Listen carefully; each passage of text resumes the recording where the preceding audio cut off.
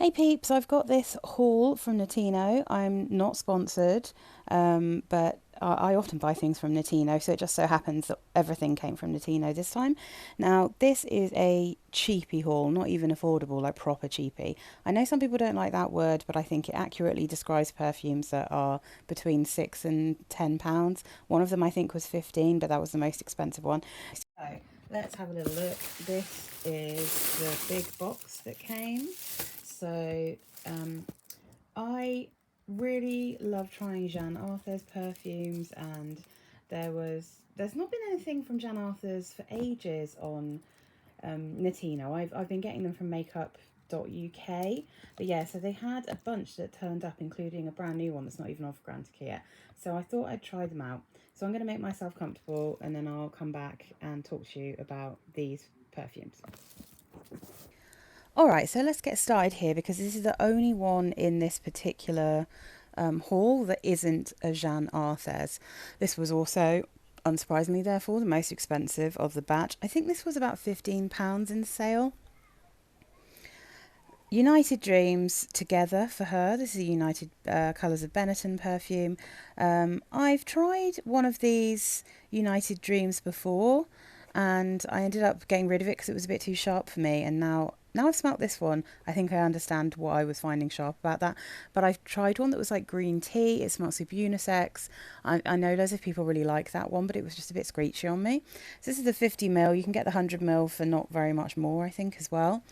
So I was intrigued by this one because the notes listed for Together for Her are gooseberry, peach, bergamot, really cool bottle. So gooseberry, like I don't know that I've got any perfumes, well, not that I know of anyway, that have gooseberry in. Maybe some have got it kind of somewhere mixed in, but I was really interested in this, and some people in the comments said, yeah, it really smells like gooseberry.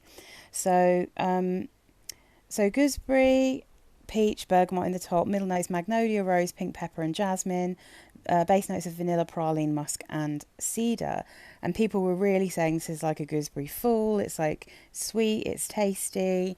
And I thought, well, I just want to smell it because it's gooseberry. I think the bottle's kind of cool. I don't have any United Colours of Benettons. Yeah. So yeah, this one is definitely going to be returned. Notino will allow you to return perfumes. That's good. I obviously don't take the mick with that. Gosh, that's squeaky. Um, but if I really don't like it, if you haven't sprayed it loads, then they will let you return it. So this is United Dreams. This is a absolute aroma chemical nightmare to me. It just smells like aroma chemicals. I can barely sense what this is supposed to be. It's that same kind of feel that I get when I smell Good Girl, but it's not as sickly, if that makes sense. And I think Good Girl has a ton of aroma chemicals in that make it smell absolutely mad to me. Um, this is sharper, but it has that same feel. It's like it's got that eye splitting sharpness I get from Delina, but it's got like the sickliness that I get from a lot of perfumes nowadays as well. I feel like if I could really smell what these aroma chemicals are supposed to smell like, and it's normally like some of the sweeter notes and like the cedar, the wood, that kind of thing. Because there is something unusual in this, which I assume is the gooseberry, but I was wondering that is it gooseberry or goose? I think I always hear it as like, and everyone says it is gooseberry fool, but it is technically spelled gooseberry. I don't know, but no, no, no. This was not one that I can deal with purely because of the aroma chemicals. There's definitely a floral element to this. There's definitely a sweet praline in the base. I do get a sense for how sweet this is. And there's a very sharp fruitiness, but there's something about the other notes around this that is just not working for me. So yeah, this is not one that I like. I wouldn't particularly recommend this just because, again, like if you end up being sensitive to some of the aroma chemicals, then that's not going to work. If you know you're fine with Good Girl and let's see what else really bothers me, like Lancome Idol and Adelina, obviously, then this could be a really good one for you. You might really enjoy it, but I can't smell this the way that I am supposed to, if that makes sense. So that one, definitely not for me. But that means we can move on very quickly to the Jeanne Arthes perfumes. So I've been really wanting a Cassandra perfume from this range. The reason I want a Cassandra perfume from this range is because my name is Cassandra.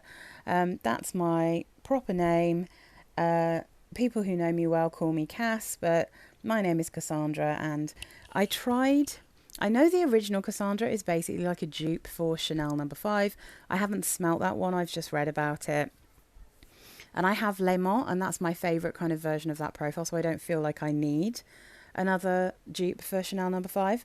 But I also tried many years ago the Cassandra Intense, and that one it's not an intense perfume at all. It's a very light, very delicate rose perfume.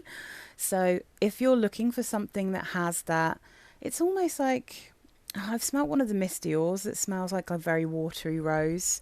I think maybe there's peony as well. And I feel like that's the kind of, it's not necessarily a dupe, but that is the kind of feel I got from the Cassandra Intense. But I was very determined to find one that was right for me. So I looked at the notes and I chose the ones that I thought looked the most interesting for the kind of thing that I like. And this one has jasmine tea in it. So I am very fussy about jasmine. If you're a subscriber of mine, you will know that. But I love a tea perfume. So, and sometimes if it's a jasmine tea kind of scent, then I can totally pull it off and it's fine. It doesn't give me a headache. And I have to say, rose jasmine is definitely in that realm of not being too headache inducing, you know. So this is what the bottle looks like for Cassandra Rose Jasmine. I wonder if I can position this so I'm going to get a bit of glare, I'm afraid. I can still smell this a little bit. These are very light perfumes. I don't think I've come across... There might be a Cassandra perfume that's actually really strong, but I've not come across one. I imagine the one that smells a bit like Chanel number 5 would be strong though, and I think there's one that's like looks more like a kind of evening perfume. Some of these I think might actually deliberately be dupes, but it's kind of hard to tell sometimes with Jeanne Arthes. So, Cassandra Rose Jasmine. It's very familiar to me because I have a perfume that smells very similar to this, and I also decluttered a perfume that I also got from Notino that does also smell very similar to this. So, and therefore I can highly recommend this as a lovely perfume. So this is top notes of jasmine tea, pear, bitter orange and freesia. Middle notes of jasmine, rose, magnolia and white peach. Base notes, musk, white cedar extract and amber. So this, it's noticeably slightly woody. It has a bit of a woody jasmine that has a little bit of that bitterness that I sometimes get with jasmine, but it has a slightly aromatic tea feel, a very juicy pear, a little bit of a juicy peach, and a decent amount of freesia. It's also quite musky. So this, in terms of the scent profile, it's very similar to my 4711 Aqua Colonia called Starfruit and White Flowers. And that, in its turn, smells very much like Lanvin's Marry Me. So I think this specifically, though, is probably a little bit more jasmine forward than the one that I've got. I really like this. I mean, sniffing it now, I'm like, it's lovely. It seems mad that I wouldn't keep this, but I don't really need it because I already have that Starfruit and White Flowers, and then I have Guest which also has a similar profile but is a bit thicker, heavier, and a bit more soapy and musky. But this is so similar to Lanvin Marry Me that I could almost say that this smells almost like a dupe of it. It's so similar. And Lanvin Marry Me, again, is a beautiful freesia, jasmine. I think there's peach in that one as well. And it's got a watery, almost aquatic feel to that one. Yeah, I mean, I think this one was definitely under a tenner. It might have actually been like £5 or £6, this one. I think this is super pretty. I would absolutely recommend this. This is going to be such a lovely spring summer perfume. It's really pretty. It's the kind of jasmine that I like, in that it's like, it smells kind of a bit like a jasmine tea, and I think the other florals in here are stopping it going too far into the kind of crazy jasmine. It also, I'm not sure, it's been a while since I smelled it, I've got a sample somewhere, but it's also bringing to mind the Gucci Gorgeous Gorgeous Jasmine. Is it actually called Gucci Flora? No, I think they're just called Gucci Gorgeous Gardenia, Gorgeous whatever, Gorgeous Magnolia. This one it has that vibe that you get with Gorgeous Jasmine, which people never talk about, but I think is the nicest from that range. It's like a beautiful, gentle, fruity, light, watery jasmine that's really good for hot weather. Yeah, I think this one's great. I think it's really pretty. It's a really nice pear in it. So yeah, I really would recommend Rose Jasmine. I think this is a really nice one. I don't really need this in my collection, but it's very, very pretty. So that's that one. And then we have another one that, to be honest, turned out to smell, in my humble opinion, quite similar to Rose's Jasmine, or Rose Jasmine. So this one is Cassandra Rose's Blanche. Let's get the notes up for this as well while I'm at it. So I got this one purely because there is a note listed as Rose Jam in this. And, you know, it's really hard to find a jammy rose if you don't want one that's really vanillic. Because, and also one that hasn't got aroma chemicals in it, because all of the really popular like jammy rose perfumes I've smelled just smell like chemicals to me. And then the opposite is Rose Jam from Lush, which, although it smells quite natural, doesn't really work very well on my skin. I have a little a pot, you know, a little solid pot of that, which is close as I can get to that being my perfect jammy rose. But it's a little bit screechy on me. It's a little bit sharp. The lemon comes through really strongly. So I thought I'd try this one. This is Roses Blanches, I should say. So let me just have a look. Have I got a sprayer for this? I might have to get one out. So I'll read you the notes while I'm finding a little thing to spray this on. This has, if I get this up, this has top notes of rose, lemon and blackcurrant. Love all of those notes. Well, I don't love rose, to be honest, a lot of the time. I can really like it if it's mixed in with stuff that I enjoy. Then in the mid, Rose Jam, Pear, Lily of the Valley and Lychee. Lychee is not my favourite, and Lily of the Valley can sometimes go a bit sharp to me, but I love pear and the idea of Rose Jam, perfect. Base notes, peach, amber and sandalwood. So again, quite interesting. But as you can see, quite, apart from the florals, quite similar notes to the last one. So let's give this a spray. Ooh. This is it's really lemony when you first spray it, in a kind of almost in a cleaning producty kind of way, which doesn't sound good, but it starts a bit like that, but then it changes. So then you start getting the lemon dying down. You can definitely smell rose. You get some pear. I get quite a lot of Lily of the Valley in this, maybe even equal or more so than rose. I can sense a bit of blackcurrant, but there's not really much sweetness here, considering there is a note that's listed as Rose Jam. It sweetens up as it dries down.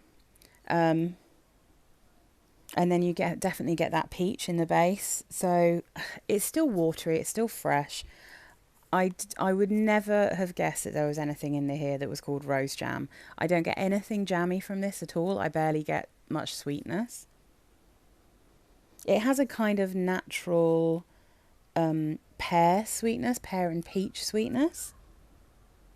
But it definitely doesn't have a sugary sweetness. This is a little bit shampooey. It's more shampooey than Rose Jasmine. But it's very fresh. It does smell like white flowers. So maybe if you think of this as like white rose, Lily of the Valley, with some pear and some lemon and some peach.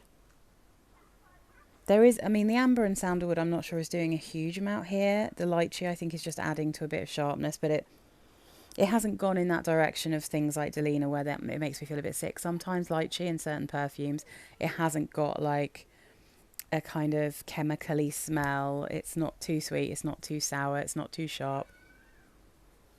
Yeah, it's a perfectly pretty freshy, lovely spring summer. But I have to say, on Fragrantica, the Rose Jam is voted as being the top note, and I just don't smell that in here at all. I really just don't get anything jammy from this. Well, maybe it's getting a bit more woody as it dries down, but it's still not, it's not at all jammy. So yeah, I think weirdly, um, roses roses blanches, it does dry down to smell quite similar to rose jasmine. Oh, excuse me. So I would say that these two, when they dry down, are very similar perfumes, but this one I think is nicer than this one. So I just think they have a very similar feel, but this is the jasmine tea in this, I think, takes it to the next level. So it smells nicer. I think it's a bit sweeter. It's actually maybe slightly stronger. So I would say, unless you really don't like tea perfumes or you cannot abide jasmine, if you like a slightly sharper white floral for spring, then Roses Blanches is your girl. But I would say Rose Jasmine is the nicer one. And I think that's probably why, because this one does tend to sell out quite a lot. Whenever I see it, if I don't buy it straight away, it tends to disappear. So yeah, I would say that Rose Jasmine is the best one from there. And then let's talk about the one that I'm keeping for sure. Can I smell it on the? Can't really smell it on the odd strip anymore, which is not surprising because these are very cheap perfumes. So although I think they normally say eau de parfum, they're much more like an eau de toilette. Oh, I've just noticed. Look. Oh, okay. I didn't notice this before. So look, it's got the notes on the side. Rose jam, blackcurrant. Oh, which means they've got it wrong on. That's interesting. They've got wrong rose jam in the mid notes on Fragrantica, but it says rose jam, blackcurrant, lily of the valley, pear, pink lychee, sandalwood, peach, and amber. Okay, interesting.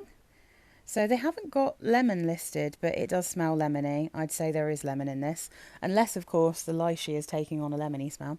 And then Rose Jasmine says bitter orange, jasmine tea, freesia and pear, white peach, magnolia, rose jasmine, white cedar, musk and amber, which I think is what it says on Fragrantica as well. So there you go. That's pretty handy, isn't it? All right, cool. So we can look at this one as well.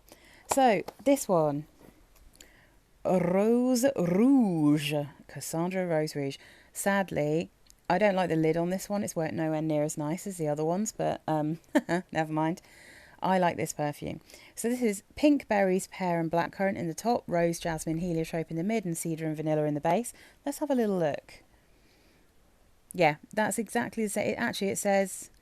It says pink berries, pear and blackcurrant here. On Fragrantica it just says wild berries, but pink berries, so that makes sense for what I'm going to comment about this particular one. So yeah, it's got a slightly strange lid. I wish it was like pearlescent like the other one. But yeah, let's push this back so you can get a bit of the actual Rose Rouge bit. So I'm going to spray this one out again. We've got the notes already. So as you can imagine, this is a fruity rose, right? And I just chucked this one in because I thought I like blackcurrant, I like pear. I'm a bit fussy sometimes about heliotrope, but I just thought this one sounded nice. I'm not sure it gets like amazing reviews, this one, but this to me actually smells like a rose jam. So I definitely get a hint of vanilla here, and I can sense a bit of that heliotrope, which I think has a really specific smell in perfumes. It does give a tiny bit of powderiness, a sweetness that almost, if it's lots of it, veers towards like a body lotiony smell. So it gives like a powdery creaminess and a sweetness that isn't gourmand, if you see what I mean, like a floral sweetness. And I always think it goes a bit body lotiony, but this one has so much blackcurrant, berry and pear in it with that rose that this one actually smells like a rose jam to me. So this one is what I've been looking for in terms of like a slightly jammy rose, but it's quite sheer and fresh, which is perfect for me because I don't want anything too sweet and vanillic. I don't want anything too heavy. And although I can definitely sense the vanilla here, it's not like the only thing I can smell. So it's not like is it called Rose is Greedy? I always get it wrong, but I know there's a Mancera one that Zara also has a dupe of. What's their dupe called? Can't even remember. Rose Gourmand, I think. There's just too much vanilla in those. They're too sickly, they're too sweet. This has a little bit of tanginess from the berries. So I'd say when this says pink berries, I'm getting like, well, to be honest, I'm getting like strawberries, raspberries, maybe even things like lingonberries, dewberries. It's not like cranberries. It's not like sharp berries. I mean, I don't know, like maybe even a blueberry, but there's a little bit of blackcurrant. The pear's very sweet in this. It's almost like a berry and pear jam with rose, heliotrope, and vanilla. I don't really get a sense for jasmine. I don't think it's very cedary. Yeah, I mean, this personally for me is probably a little bit too sweet for me to be wearing in the heat that it is at the moment. I did test this on my skin. I've tested all of these on my skin. And I thought it was really pretty, so I'm really looking forward to in slightly cooler weather trying this one out because it's currently like 28 degrees just in my flat when I'm recording this. So it's kind of hot in London at the moment. It's very close, a little bit kind of sweaty weather, you know. So this one's just a touch sweet for me. But this one's staying. I'm really happy with this, and I finally have a Cassandra perfume. I told my husband that the one I liked was Rouge, and he was like, "Oh, lovely." So yeah, I wish it had a nicer cap, but apart from that, fabulous. Because I quite like these bottles. I think they're kind of cool. But anyway, super happy to have found that one. So that is definitely staying with me, and I'm very happy about that. So now we've finished with the Cassandra range. So now let's have a look at what we've got from the Collection Azur. Are they both called Collection Azur? Oh no, okay. They're just called Collection Azur.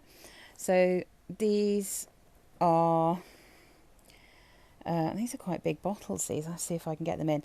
So I think there's three of them now. I didn't get the other one yet, but it's on my wish list because it has like caramel and pineapple in, and I'm kind of nervous about that combination because I don't want it to. I've had things like that before that I don't want to be rude, but smell a bit like vomit when it's got a very sweet acidic fruit with like a caramelly note.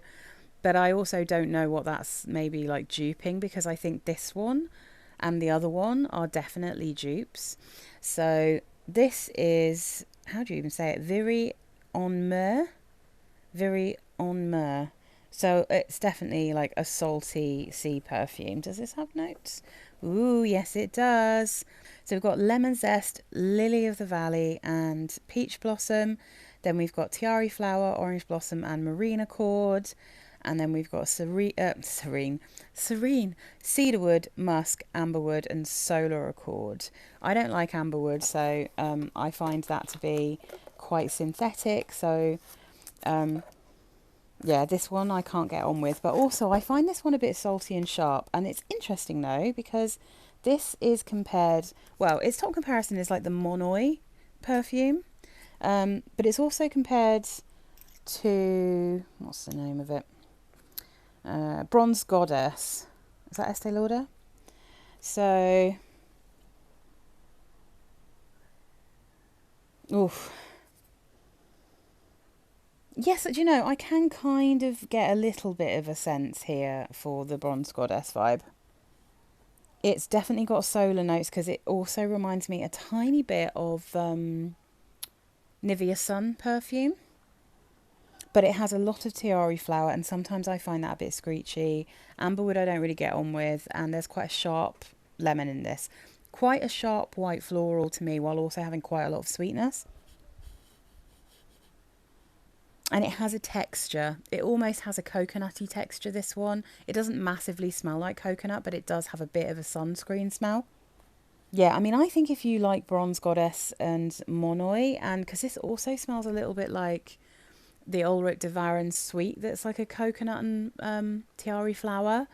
What else have I smelt recently? Oh yes, this is kind of in the realm of, without being anywhere near as vanillic as like Alien Goddess, that kind of thing. That's the kind of texture, that's the kind of feel it's giving me, but this is much lighter, fresher.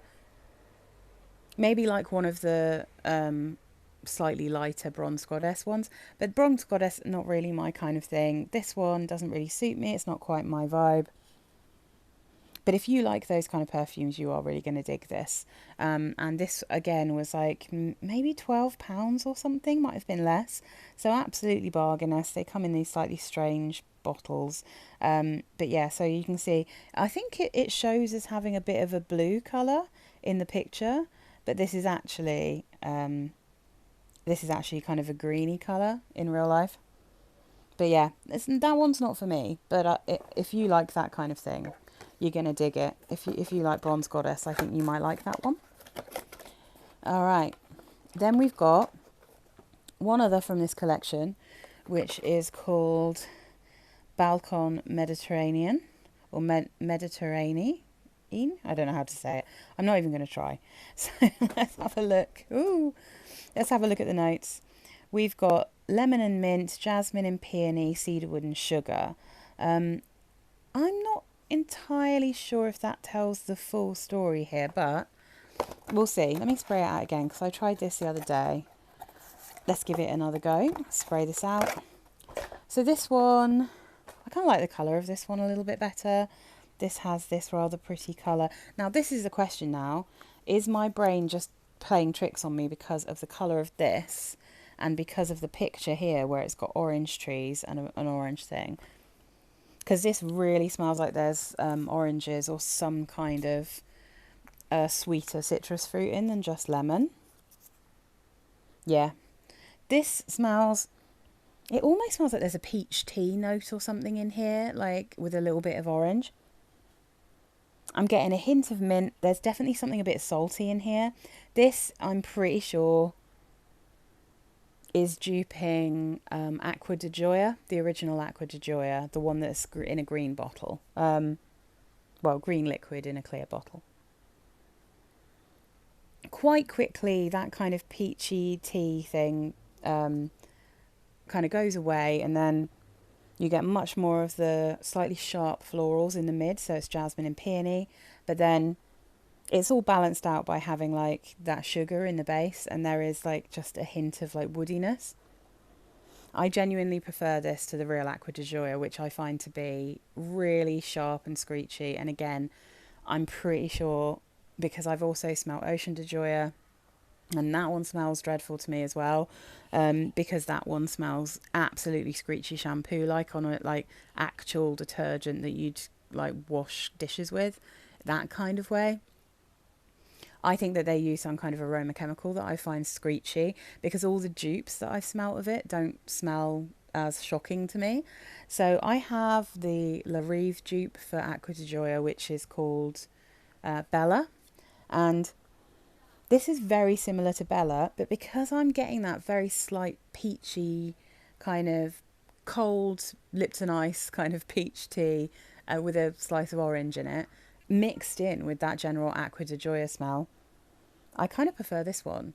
So it might be that I pass on the La Rive one and I keep Balcon Mediterraneen, because I think this one just kind of suits me a bit better. I think it's also a bit lighter than the La Rive one. The La Rive one is surprisingly strong, and sometimes I can struggle to wear it, whereas this one, I think I could get on board with this. Now, because there is definitely something a bit salty in here, I can't wear this one in super high heat, because salty perfumes in super high heat make me feel a bit weird. But this one, I think in springtime and in hot but not like really hot weather, so just in warm weather, I think I might enjoy this one. So and keep hold of this one, and maybe this will replace the La Rive one that I've got. But yeah, I think this one's kind of cool. This one's definitely a good buy, and it was, again, I think it was probably £10 or under, but the max I would have spent on any of these is about £13, so that should be interesting. So we can finish off this haul with a Boum perfume. This one's not on Fragrantica yet, but I have put it in the forum to try and ask them for it. So let's see. I mean, I couldn't resist. I have two Boum perfumes that I genuinely love. I think maybe I still have the original Boum around here somewhere, which is actually a really watery strawberry perfume, which is really pretty, really easy to wear. Kind of smells like a shower gel or something, you know. It's like a really straightforward perfume. My favourite by far from the range, as it was my signature scent for a while, is the green tea and cherry blossom. But I also love, and sadly because the cherry blossom one is discontinued, I love Boum Savon, and that one was back on Latino as well, so just a heads up that was back. But this is Boum Rainbow. So I've not heard anything about this. It's not on Fragrantica, so I didn't know it even existed until I saw it on there. I've never been able to get a hold of the one that they did that I think is supposed to be a dupe of the Sol de Janeiro, one of the original body sprays, the one that's kind of caramelly, pistachio-y. I think it's called Boum Go Brazil or Do Brazil or something like that. I've never been able to purchase that one, so I don't know what it smells like, but I thought I'd try this one. So, oh, it says on the box here, let's see. So, melon, cyclamen, musk, and vanilla. Oh, and grapefruit. So, it's actually, I think it's grapefruit, melon, and then watermelon and cyclamen, and then musk and vanilla. So, but weirdly, I get something coconut in here. Something is smelling a bit coconutty to me. Wait till you see this bottle. It's so cute. My goodness. Right. So, Boum Rainbow. I hope you can see that it's got... Let's get this out of the way. It's got a excellent clear blue top, and then it's ombreed into a opaque pink. It's such a cute bottle. So I'm going to spray this one out. Let's see what we think about it. Ooh, these Boum bottles have a really intense spray. Like it's almost a body spray level kind of hardcore spray on them, on these bottles. Yeah, I mean, I'm instantly getting what feels like a coconut note. It feels like coconut water in here to me. It has the smell and texture of coconut water. So a little bit of watermelon for sure. A little bit of grapefruit, but it's quite sweet. This is very watery. Again, if you imagine a perfume that has these notes that's made with coconut water, like all mixed up with coconut water, I can smell there's something floral, but I don't recognise cyclamen so much. It's in a few of my perfumes, but I've never really thought about like what that specifically smells like other than it's just a floral. There is a slightly sharp floral note in here. It starts off smelling kind of Jolly Rancher-ish in a kind of slightly watermelon, slightly melon, slightly grapefruit, coconutty, almost like a boiled sweet. Not necessarily an exact Jolly Rancher. I just always use that for boiled sweets. But it's got a kind of, you know, sweet fruitiness that then the more that cyclamen comes through, the more it smells like a shampoo, and it gets a little bit harsh, to be honest. But I have tried this one on my skin and I stuck with it. And it goes through a shampoo-y stage, but then when it dries down and the musk and vanilla comes through to meet that kind of fruity, floral, coconutty smell, at that point it becomes quite a pretty, sweet skin scent. So then you've got something a little bit sweeter, a little bit more creamy. You've got a muskiness, the sharpness. I think the floral dies away is what happens really. The floral starts to dissipate, and then I nearly said disapparate. I went full Harry Potter for a moment. Yeah, the musk and vanilla comes through, and then you're left with not as much of the floral and just a little bit of that kind of melony smell. But 100% I think this smells like coconut. I was really surprised when I looked at the notes and there wasn't coconut in it. But yeah, this is a really fun one. I think this again was maybe like £6. The Boum perfumes are so cheap, it's crazy. I'm tempted to pull out my original Boum and give that another go in the hot weather, because that one has like strawberry and tea, and it's just like a really easy to wear strawberry perfume, and I don't have many of those because I find strawberry quite a hard note to wear. But yeah, I think Boum Rainbow is super cute. I recommend this one if you like maybe something a bit shampooey and you like the idea of like a sweet coconut watery watermelon kind of scent. Yeah, this one's really cute. So I've got at least 3 here that I'm planning to keep hold of. We'll see how I do with them. And yeah, I hope you enjoyed this little haul, guys. Let me know if you've got any of these, and let me know what your favourite Jeanne Arthes perfumes are, because they're such a cheap and cheerful house, beyond affordable, and I just really like them. I've got loads of their perfumes. All right, bye guys.